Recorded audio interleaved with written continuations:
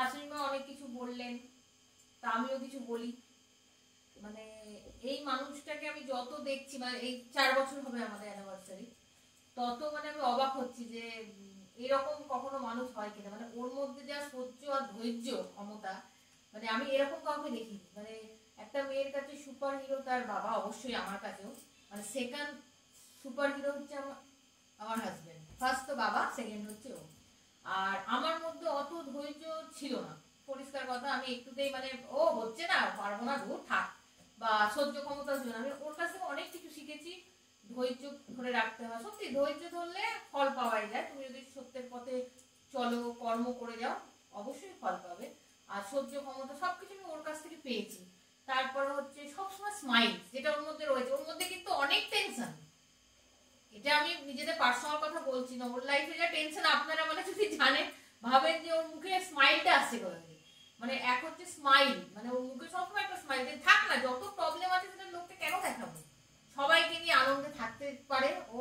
আর হচ্ছে কাকে কতটা সম্মান করতে হয়, সব থেকে বড় জিনিস। ও শুধু যে বড়দের সম্মান করে সেটা না, ছোটদের জায়গায় ছোটদের, বড়দের কিভাবে সম্মান করতে হয়, কখনো কাউকে জোরে কথা, কোনো একটা বাজে ওয়ার্ড বলা। এবার দেখুন কাজের জায়গায় জুনিয়রদের তো সেটা একটু বলবে, তার তো সেটা অধিকার আছে, যে বড় স্যার সে তো জুনিয়র, সেইখানে জায়গাটা আলাদা। কিন্তু এমনি কারোর সঙ্গে মানে বাজে ব্যবহার, মানে যেটা বলছি, ছেলেরা প্রায় তো গালাগালি দিয়ে পরিষ্কার কথা বলে, ওই সব না, কোনো ঝুট যাবে না, কোনো ঝগড়া না। অ্যাকচুয়াল ওর তো ফ্রেন্ড বলে সেরকম নেই, যা স্কুল লাইফে ছিল, আর এখন অফিসে তো অফিস কলিগ সব। আমার ফ্রেন্ড আছে, আমার কম্পিউটারটা। হ্যাঁ, ওর হচ্ছে কম্পিউটার হচ্ছে মেন ফ্রেন্ড। ও সারাক্ষণ ওই নিয়েই থাকে, ওখানেই মুভি দেখছে, গান শুনছে, কাজ করছে, আর আমরা ঘরে দুজন, মানে এই দুজনই আমরা ফ্রেন্ড, আমরাই ওয়াইফ মা, আমরাই সবকিছু। তো যাই হোক, মানে এই মানুষটাকে যতটাই দেখি আমি অবাক হয়ে যাই। আর এইটাই মানে বলবো যে সত্যি এরকম ছেলে পাওয়া খুবই, মানে ছেলে হওয়া খুব মানে মুশকিল, মানে এরকম পাওয়া খুব ভাগ্যের।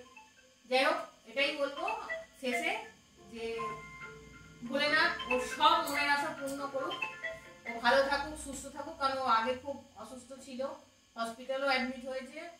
আর সুস্থ থাকলে মানুষ অনেক কিছু করতে পারে। আর ও প্রচন্ড কর্মঠ, আর একটা জিনিস বলেনি, পরিশ্রমী আর কর্মঠ। আর ওর হচ্ছে শেখার এত আগ্রহ, ও এত পড়তে ভালোবাসে, যে কোনো জিনিস ও জানে না, কিন্তু ও ঠিক সেটাকে পড়ে স্টাডি, মানে পড়ে সেটাকে জেনে ঠিক সেটাকে ও কমপ্লিট করে দেয়।